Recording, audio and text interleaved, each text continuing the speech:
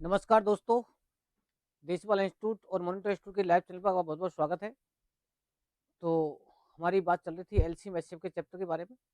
कुछ प्रैक्टिस हम कर चुके थे, इसमें कुछ और प्रैक्टिस आगे बढ़ाने वाले हैं आज हम।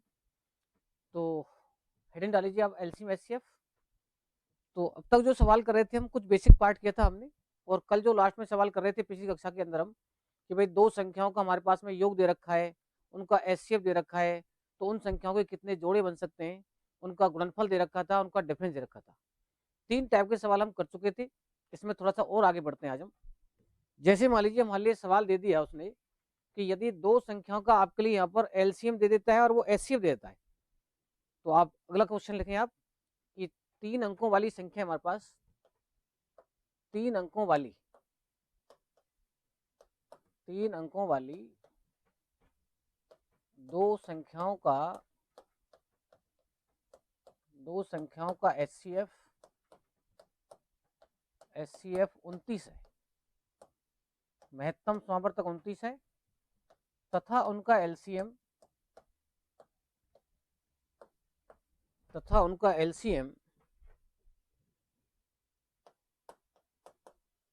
4147 है। तो बताओ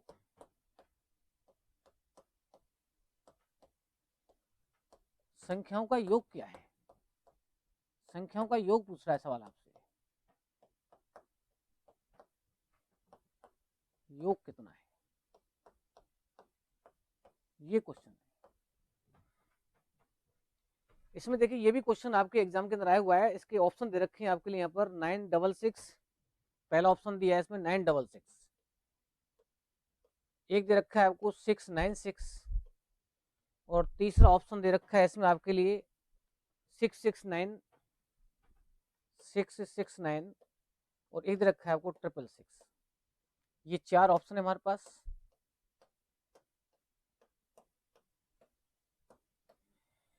क्वेश्चन कह रहा है हमसे भाई 2 संख्या दे रखी है हमारे पास में, लेकिन वो कह रहा है 3 अंकों वाली 2 संख्या है, वो उनका एचसीएफ दे रखा है हमें, उनका एलसीएम दे रखा है, फिर आपसे पूछ रहा है बताइए उनका योगफल कितना है। तो मैंने पिछली कक्षा के अंदर आपको एक चीज बताई थी, ध्यान हो तो आपको, जैसे मैंने एक एग्जाम्पल लिया था आपको, जैसे मान लो मेरे पास 15 और 20 ही है, एक छोटा सा एग्जाम्पल है मेरे पास में। यदि मैं इन दोनों का एचसीएफ निकालना चाहता हूं तो मेरे पास देखो एचसीएफ कितना आएगा, इसका 5 आएगा। यदि मैं इनका एलसीएम निकालना चाहता हूं देखो कितना आएगा, 60 आएगा। दोनों का एचसीएफ 5 आ रहा है, तो 5 से दोनों संख्याएं कट रही है हमारे पास में, और उसके बाद में कटिंग बंद हो गई। एलसीएम कितना आ रहा है, 60 आ रहा है। ये हम जानते हैं कि अगर इन दोनों संख्याओं का एचसीएफ 5 है तो इन दोनों संख्याओं का डिफरेंस इस 5 से कटेगा। तो डिफरेंस यहाँ पे 5 ही आ रहा है, तो 5 से 5 कटेगा। और भी कोई संख्या होती तो उसका भी डिफरेंस इस 5 से मतलब एचसीएफ से कटता। तो मैंने बताया था आपके लिए भाई, जब 2 संख्याएं या 3 संख्याएं, कितनी संख्या हो, किसी संख्या से सभी विभाजित होती हैं और बड़ी से बड़ी संख्या से विभाजित अगर होती है तो वो एचसीएफ कहलाता है। तो उन सभी संख्याओं का आपस में डिफरेंस भी उस एचसीएफ से डिवाइड हो जाता है। तो जब डिफरेंस डिवाइड होता है तो योगफल भी डिवाइड होता है। इसका मतलब इन दोनों का योग करता हूं तो देखो 35 योगफल बैठ रहा है, तो 35 में 5 का भाग जा रहा है ना। इसका मतलब है कि यदि आपके लिए यहाँ पर 29 हमको एचसीएफ दिया है, जब 29 एचसीएफ दे रखा है आपके लिए, तो इसका मतलब 29 से उनका योगफल कटेगा। भाई संख्या का योग पूछा है इसने आपसे, संख्या योग ऑप्शन में बैठा हुआ है। यदि सवाल को बिल्कुल हल नहीं कर रहे हैं हम और 29 से चेक कर लेंगे 29 से कितने ऑप्शन कट रहे हैं इसमें, उससे आंसर निकल सकता है। अगर एक ही ऑप्शन कट रहा होगा फिर तो आपको काम करने की जरूरत नहीं ना, एग्जाम में आया हुआ सवाल है। तो आप देखिए ध्यान से कि मैं इसको काट के देखता हूँ।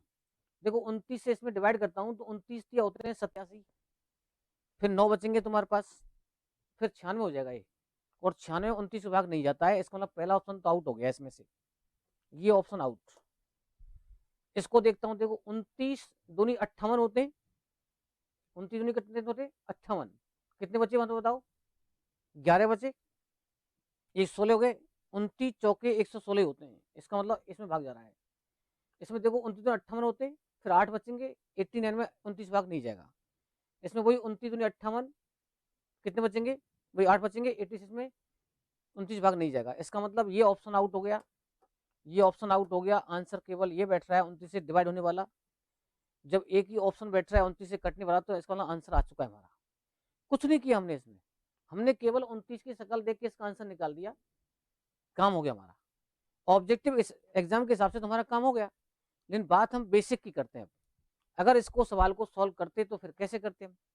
तो ये हम कल बता रहे थे पिछली कक्षा के अंदर आपको कि जब आपके पास में एचसीएफ होता है ना, तो हम दोनों संख्याओं को अनुपात मान सकते हैं।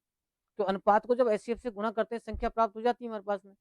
तो यदि मेरे पास में दोनों संख्याओं का रेशो ए अनुपात बी होता तो मेरे पास संख्या हो जाती है यहाँ पर 29A और 29B, ये दो संख्या हो जाती है।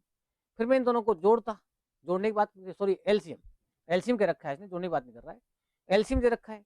अब जब तुम्हारे पास में दोनों संख्या आ चुकी हैं, तो जब आप, हमारे पास में फॉर्मूला था, ध्यान हो तो आपको, कि दो संख्याओं का गुणनफल बराबर था उनका एलसीएम इंटू उनका एचसीएफ। दो संख्या आ चुकी हमारे पास में 29A 29B बराबर एलसीएम दे रखा है तुम्हारे लिए सवाल में कितना 41 47, और एच हम जानते हैं एच दे रखा है कितना 29। 29 से 29 कट गया और इस 29 से जो काट देते हैं हम, ए इंटू बी प्राप्त हो जाएगा हमारे पास। तो 29 से काटो इसको, 29 से कितनी बार कट रहा है, 29 एकम 29, 12 बचेंगे, 114 बन जाएगा, 124 बन जाएगा, 29 24 16 बच जाएगा, फिर 29 30 87। इसका मतलब हमारे पास में ए इंटू बी का मान आ चुका है 143। अब जैसे कल बात कर रहे थे हम पिछली कक्षा के अंदर कि यहाँ पर आपको इन दोनों अनुपातों का गुणनफल करना है, 143 आना चाहिए। अब ऐसी कोई दो संख्या सोचे हम जिनका गुणनफल 143 हो, तो सबसे पहले मैं एक से चालू कर लूं। अगर मेरे पास में ए का मान यहाँ पर सपोज लो 1 होता, तो बी को आपको 143 लेना पड़ता। भाई इस दोनों गुणनफल इतना होना चाहिए ना। अब इसमें देखो 2 का भाग इसमें जा नहीं रहा है, 3 का भाग नहीं जा रहा है इसमें, लेकिन 3 और 1 4 और बीच में 4 बैठा है, इसका मतलब 11 भाग जा रहा है इसके अंदर।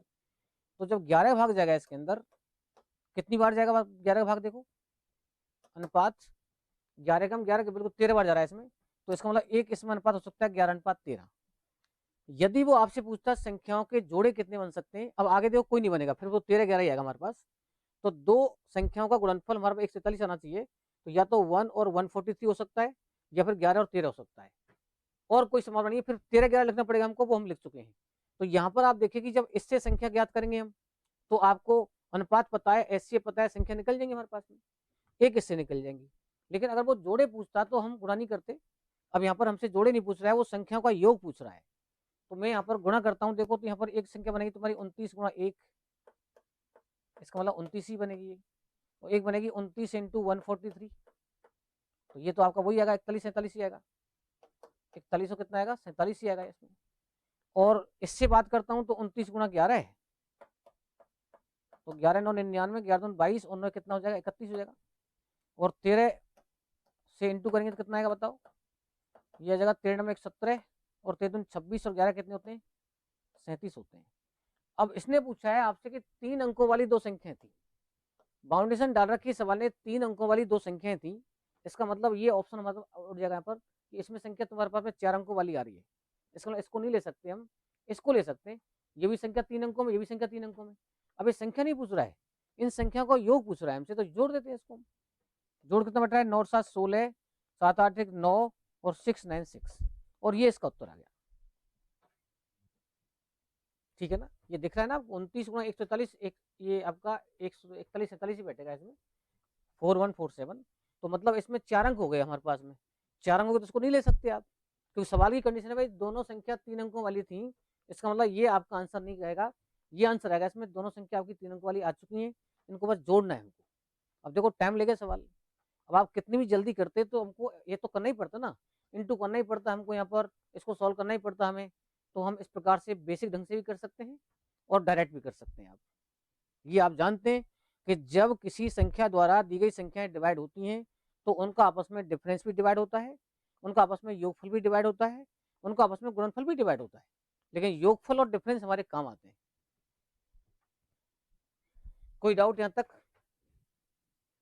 चलो आगे बढ़ सकते हैं, नेक्स्ट क्वेश्चन लेते हैं। चलो अगला क्वेश्चन हम लेते हैं। देखो अगर आपके लिए सवाल दे दी जाए भाई 3 अंकों वाली दो संख्याओं का एचसीएफ दे रखा है आपके लिए 310, एचसीएफ दे रखा है 310, मैं डायरेक्ट लिख रहा हूँ इसको। लेकिन सवाल कह रहा है 3 अंकों वाली दोनों संख्याएं, 3 अंकों वाली दोनों संख्याओं का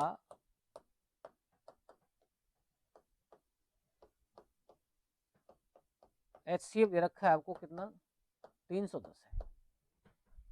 और दूसरी बात दे रखी है इसने कि उन दोनों संख्याओं का जो LCM है वो 1860 दे रखा है तथा LCM लघुत्तम समापवर्तीय 1860 है। सवाल पूछ रहा है संख्या बताओ, संख्याएं बताओ, ये पूछ रहा है क्वेश्चन। ऑप्शन दिए इसने आपके लिए। पहला ऑप्शन दिया है हमारे लिए यहाँ पर 310 और 930। दूसरा ऑप्शन दिया है 620 और 633। तीसरा ऑप्शन दिया है हमने 620 और 930। और एक दिया है इसमें इनमें से कोई नहीं। ये हमारा सवाल है। क्वेश्चन कह रहा है भाई 3 अंकों वाली दो संख्याओं का HCF 310 है, हमारे पास में उनका LCM दे रखा 60, संख्या बताइए। अभी जो क्वेश्चन कर रहे थे वो भी इस टाइप का सवाल था हमारा, उसमें LCM HCF दोनों दे रखे थे, आपको संख्याओं का योग पूछ रहा था वहां पर। इसको भी हम ऐसे निकाल सकते हैं बेसिक ढंग से, लेकिन ऑप्शन से करें तो कैसे करें, फिर वही चीज आती है यहाँ पर। इसने बोला आपसे भाई दोनों संख्याएं 3 अंकों वाली हैं, तो हमारे पास में दोनों संख्याएं 3 अंकों वाली है। हमारे देखो 3 ऑप्शनों के अंदर 3 अंकों वाली संख्या है, इसका मतलब कोई ऑप्शन आउट नहीं हुआ। इससे तो ये अंदर लग रहा है हमें। इसने दूसरी बात बोली कि उनका LCM इतना है, HCF इतना है।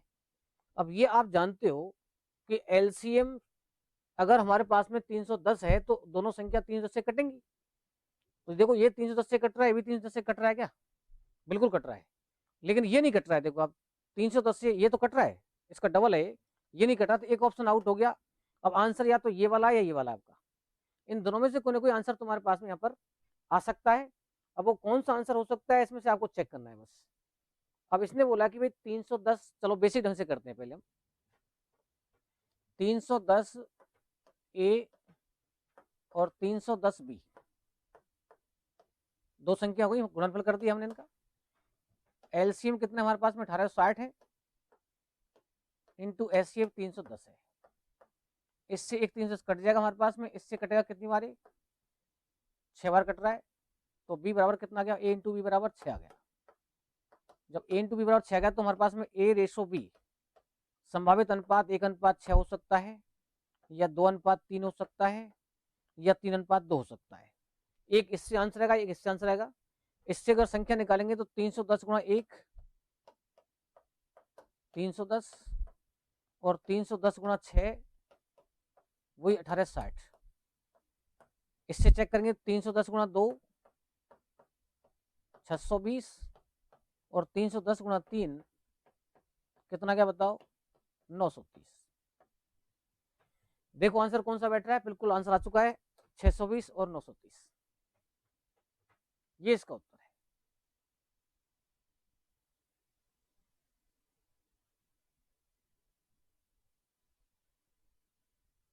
ठीक है ना?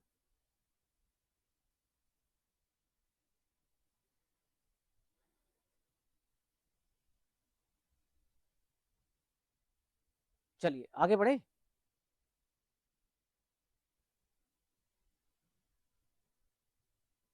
अगला क्वेश्चन, अगला क्वेश्चन और लेते हैं इसी टाइप का। एक और क्वेश्चन कह रहा है हमसे भाई कि दो संख्याओं का LCM उनके HCF से 24 गुना है। दो संख्याओं का, बहुत इंपॉर्टेंट सवाल है ये, LCM उनके HCF से 24 गुना है। एक तो ये दिया है, फिर दे रखा है तथा उनके LCM और HCF का इसने योग भी दे दिया हमें, और वो दे रखा है आपको 375। उनके LCM तथा HCF का योगफल, HCF का योगफल दे रखा है आपको 375। यदि उनमें से एक संख्या भी दे रखी है आपको 45, 45 है तो दूसरी संख्या बताओ।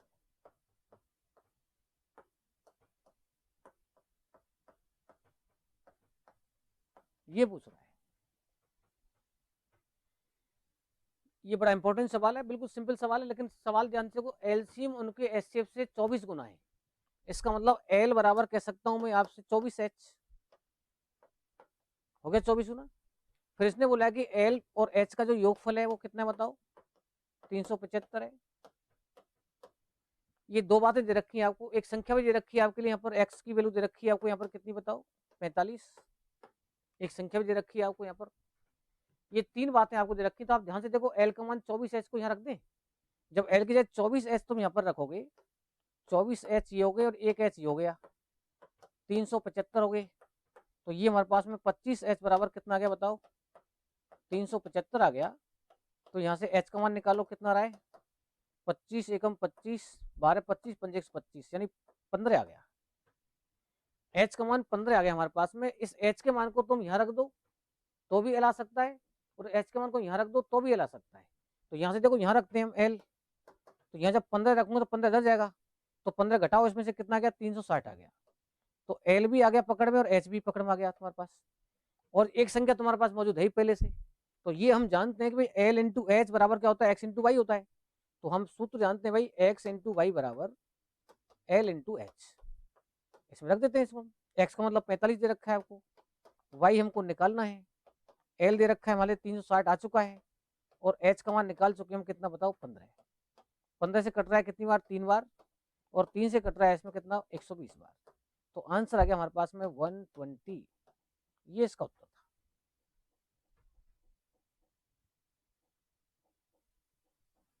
One twenty.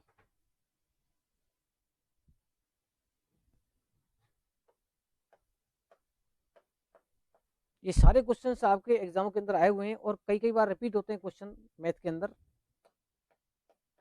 ये ऑप्शन थे इसके, ये ऑप्शन थे।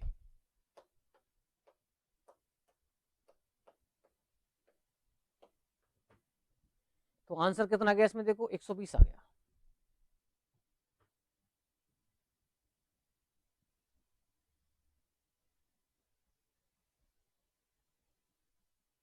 ठीक है ना।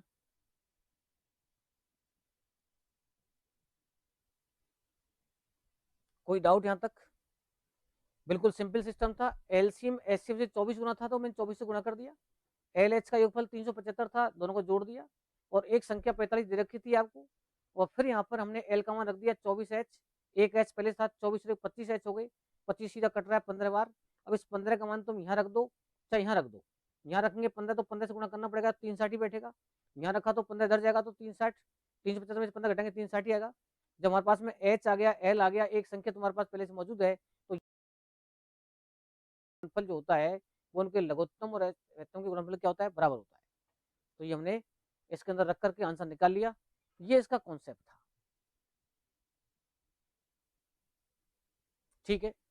अब देखिए, जब थोड़ी सी प्रैक्टिस हो जाती है तो हम इसको डायरेक्ट भी कर लेते हैं कई बार, कि इसने आपको एल और एच का मल्टीप्लिकेशन दे रखा है, यानी एल एच से 24 गुना है।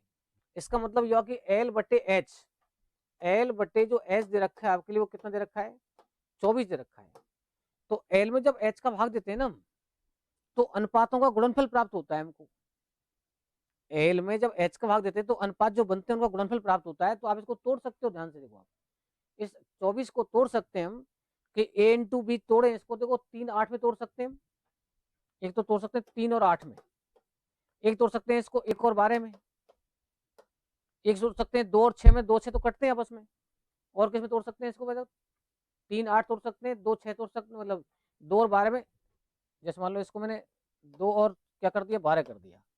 तोड़ने की बात कर रहा हूँ मैं, 3 8 24, या एक से चालू कर लो, चलो 1 और 24 हो सकता है, 2 और 12 हो सकता है, 3 और 8 हो सकता है, 4 और 6 हो सकता है, ये हो सकते हैं। तो ये हमारे कट जाएगा, इसमें आपस में कटने, ये भी कट जाएगा। तो या तो ये हो सकता है या ये हो सकता है, दो ऑप्शन काम आ सकते हैं हमारे पास में। अब देखो यहाँ पर एक संख्या दे रखी थी, मान ली 45, तो संख्या इन्हीं अनुपातों में से है वो, तो यदि मैं यहाँ से देखता हूँ कि अगर मैं 1 का मान 24 का भाग तो 45 जाता नहीं है, अगर 1 का भाग 45 लेता हूँ मैं, तो 24 से गुणा करने पर आपकी संख्या 24 गुणा 45 आएगी, तो इतनी बड़ी कोई संख्या इसमें है नहीं।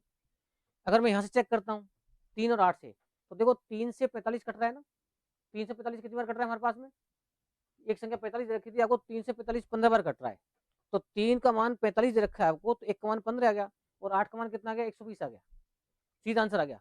तो ये सारा काम बच सकता है तुम्हारा। ध्यान रखना है हमको कि जब हमारे पास किसी सवाल में एल और एच दे रखा हो, तो ये नई चीज और हमारे पास में प्राप्त हो गई अब, कि जब एल में एच का भाग देते हैं हम, तो हमारे पास में जो भी आता है वो दोनों संख्याओं के अनुपातों का गुणनफल प्राप्त होता है, यानी ए इंटू बी प्राप्त होता है वो। ये अब रट सकते हैं चीज को।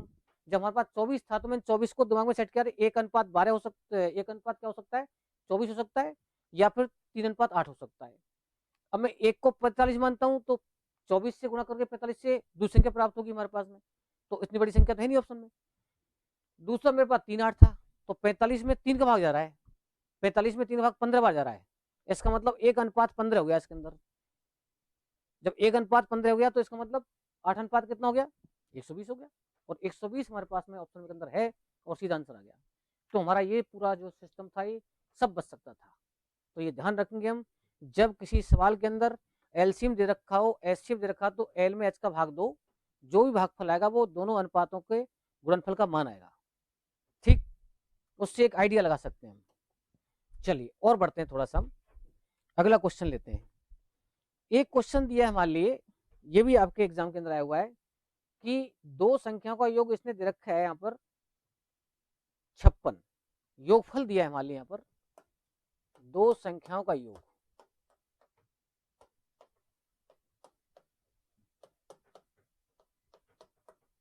छप्पन दिया है, तथा उनका एलसीएम दे रखा है आपको यहाँ पर कितना, एलसीएम दे रखा है आपको 105। पूछा क्या है सवाल ने, क्वेश्चन ने पूछा है हमसे, बताइए दोनों संख्याएं वे कौन कौन सी हो सकती हैं, संख्याएं बताओ, संख्याएं बताओ। जब छोटा एग्जाम्पल हो, छोटी संख्या हो, तो हम ऑप्शन से भी कर सकते हैं सवाल को। ऑप्शन में देख रहा हूँ यहाँ पर, आप अंदाजा लगाना क्या क्या आंसर हो सकता है इसमें। एक ऑप्शन दिया है इसने 21 35, दूसरा ऑप्शन दिया है 14 42, तीसरा ऑप्शन दे रखा है यहाँ पर 28 28, और चौथा ऑप्शन दे रखा है 35 और 31, 35 और 31। ये चार ऑप्शन दे रखे हैं आपको। ऑप्शनों के माध्यम से ही आपको अंदाजा लगाना चाहिए क्या आंसर इसमें हो सकता है, ठीक है ना। और ये आपका डी ऑप्शन था।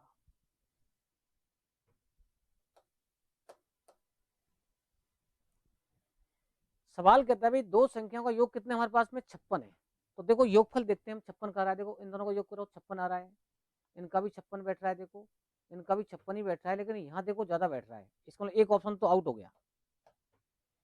उसने बोला हमसे दोनों संख्याओं का योगफल 56 है, इसका मतलब एक ऑप्शन आउट हो चुका है, इसका योगफल 66 बैठ रहा है। इन तीनों में से कोई आंसर है। दूसरी बात बोलिए लघुत्तम 105 है, तो लघुत्तम 105 है, तो 105 में दोनों संख्या भाग जाएगा ना। तो ये बताओ मुझे 28 का भाग 105 में जा सकता है क्या, आउट। 14 हमारी छोटी टेबल है, 14 का भाग 105 में जा सकता है क्या, आउट। हो गया आंसर। 21 का भाग भी 105 में जा रहा है, और 35 का भाग भी 105 में जा रहा है, आंसर आ गया हमारे पास। 105 दोनों से डिवाइड है, तो उत्तर क्या था इसमें, 21 35 था। ऐसे निकालना बड़ा आसान हो गया सवाल को, बिल्कुल भी पेन नहीं चलाया हमने, केवल आइडिया लिया इसमें ऑप्शनों के माध्यम से। लेकिन अगर इसको हम बेसिक ढंग से करें तो, अभी जो सवाल कर रहे थे हम, जितने भी सवाल कर रहे थे 5-6 सवाल किए हमने, योगफल वाला, गुणनफल वाला, डिफरेंस वाला, एल एच वाला, लेकिन यहाँ दिक्कत क्या आ रही है, यहाँ दिक्कत ये आ रही है सवाल में दो संख्याओं का योग दे रखा है इसने 56, और एलसीएम दिया है इसने, हमको एचसीएफ तो नहीं दे रखा। अभी तक तो कह रहे भाई दो संख्या अनुपात मान लो, ए अनुपात भी मान रहे थे हम, ए अनुपात भी मान लिया, फिर आपने एचसीएफ से सीधा गुणा कर दिया, संख्या ज्ञात हो गई तुम्हारे पास में। लेकिन यहाँ पर दिक्कत ये कि एचसीएफ आपको दे नहीं रखा है इसने। जब तक एचसीएफ हमें दे नहीं रखा है तो संख्या कैसे निकालें हम, संख्या कैसे माने हम। तो हमको यहाँ पर क्या करना पड़ेगा, इस 56 का और 105 का एचसीएफ लेना पड़ेगा। इन दोनों का जो एचसीएफ आएगा ना, वही एचसीएफ मूल संख्याओं का भी होगा। अब आप कहेंगे सर ऐसे कैसे होगा, मैं आपको चेक कराता हूँ। जैसे मेरे पास में सपोज करो 15 और 20 ही मान लेता हूँ, सबसे छोटा एग्जाम्पल। इनका योगफल बताओ कितना आ रहा है, 35 आ रहा है। इनका लघुत्तम बताओ कितना आ रहा है, 60 आ रहा है। योगफल 35 आ रहा है, लघुत्तम 60 आ रहा है। अब इन दोनों का एचसीएफ ले रहा हूँ। अब इन दोनों का एचसीएफ बताओ, इन दोनों का एचसीएफ कितना क्या सकता है, 5 से भाग जा रहा है दोनों के अंदर। इसमें 5 से 7 बार जा रहा है, इसमें 5 से कितने जा रहा है, 12 बार जा रहा है, फिर भाग जा नहीं रहा है इसके अंदर। इसका मतलब योगफल का और लघुत्तम का एचसीएफ 5 आ रहा है, और ओरिजिनल संख्या तुम्हारी ये थी, तो इनका एचसीएफ क्या आ रहा है बताओ, इनका भी 5 ही आ रहा है। इसका मतलब ये हुआ कि ये चीज एक नई पकड़ में और आ गई हमारे पास, कि यदि किसी सवाल के अंदर आपको संख्याओं का योगफल दे रखा हो और संख्याओं का लघुत्तम दे रखा हो, तो यदि उन्हीं का हम क्या ले लें, एचसीएफ ले लें, तो वही एचसीएफ हमारी मूल संख्याओं का होता है। तो बस वही टेक्निक अपनानी पड़ेगी आपको यहाँ पर, कि यदि मैं यहाँ पर 56 और 105 का एचसीएफ निकालता हूँ, तो एचसीएफ आ रहा है तुम्हारे पास में कितना, 5। अब कोई दिक्कत नहीं, मैं 5a और 5b संख्या मान सकता हूँ, दो संख्या प्राप्त हो गई। अब इसने बोला कि इन दोनों का योग करो, मैं योग कर सकता हूँ।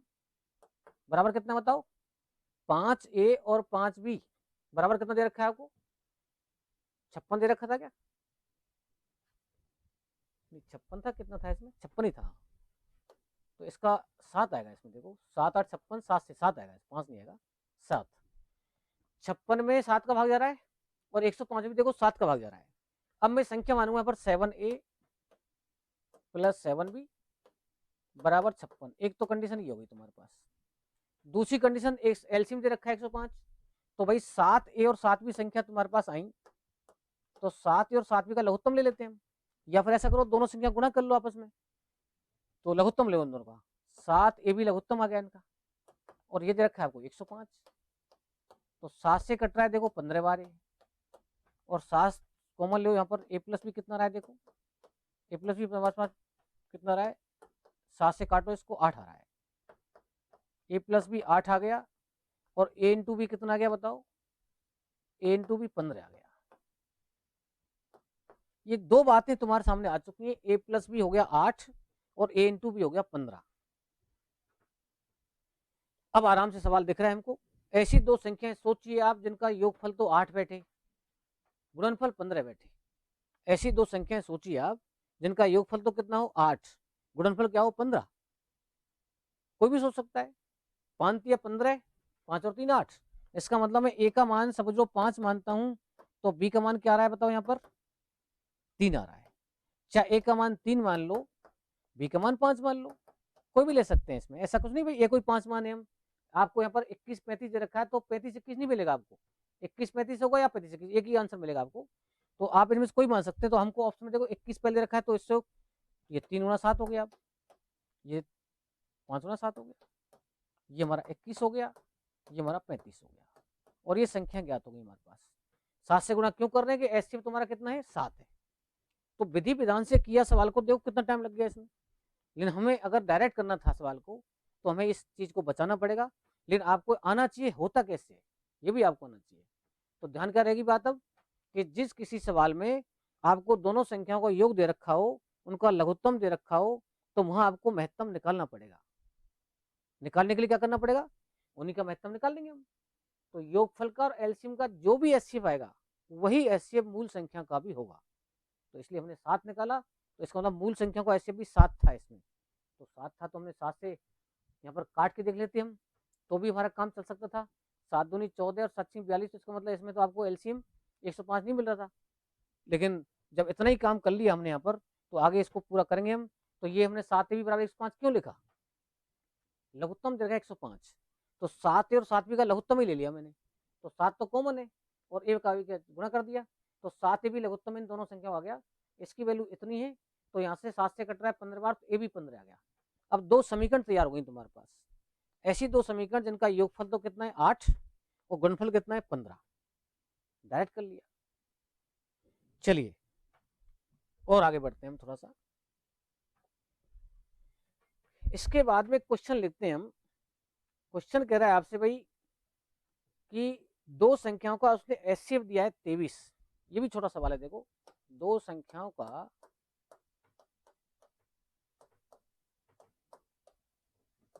एचसीएफ 23 है, ये कह रखा है। फिर दूसरी बात दी है इसने तथा, एक और लैंग्वेज दी है इसमें सवाल में, वो कह रहा है आपसे कि तथा उनके लैसे के अन्य दो गुणनखंड, उनके लैसे बोला है, लैसे मतलब एलसीएम, एलसीएम के दो अन्य गुणनखंड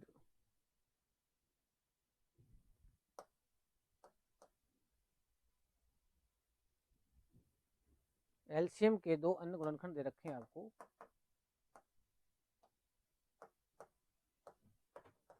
गुणनखंड कितने दे रखे हैं आपको गुणनखंड, इसमें क्या रखा है भाई 13 और 14 है, 13 तथा कितने हैं बताओ 14 हैं, ये कह रहा है। तो सवाल पूछ रहा है तो बताओ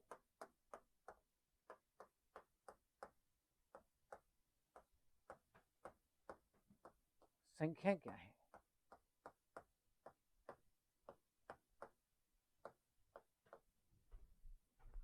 ये किया है सवाल। तो ध्यान रखें आपके एलसीएम हमारे पास तेज रखा है, तो एलसीएम के जो अन्य खंड होते हैं ना, एलसीएम के अन्य खंड संख्याओं के अनुपाती होते हैं। इसका मतलब दोनों संख्याओं को आपको अनुपात दे रखा है, यहाँ पर अनुपात क्या दे रखा है आपको 13 अनुपात कितना 14, एच दे रखा है आपको 23, तो संख्या क्या हो जाएंगी तुम्हारे पास 13 इंटू 23 और 14 इंटू 23। अगर वो कहता है 13 3 39, 13 2 26 और 3, भाई 13 3 39 का हो गया, 13 26 और 3 कितने हो गए 29 हो गए, 14 3 52, 14 28 और 5 कितने हो गए 14 3 42, सॉरी 14 3 42 और 14 28 और 4 कितने हो गए 32 हो गए। एक संख्या ये प्राप्त हो गई, दूसरी ये प्राप्त हो गई। अगर वो कहता है बड़ी संख्या बताओ तो आपको बड़े खंड से गुणा करना है, और वो कहता है छोटी संख्या बताओ तो आपको छोटे खंड से गुणा करना है। वो छोटी बड़ी संख्या ही पूछ सकता है हमसे, लेकिन आपको ध्यान रखना है कि एलसीएम के अन्य खंड जो कहलाते हैं वो संख्याओं के अनुपाती कहलाते हैं। ठीक है ना, क्वेश्चन छोटा था लेकिन लैंग्वेज अलग थी बस, इसलिए आपको यहाँ पर थोड़ा सा सावधानी से काम करना पड़ेगा, लेकिन एक बार चीज याद हो गई फिर कोई दिक्कत वाली बात नहीं। इसके बाद एक और दिया छोटा सवाल कि 555 बटे 629 का सरलतम रूप बताओ।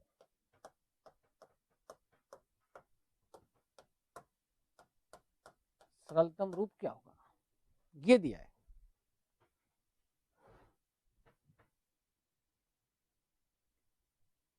पांच सौ पचपन बटे 629 का सरलतम रूप क्या होगा। अभी कहें सरलतम रूप कैसे निकाले, भाई काट लो इसको।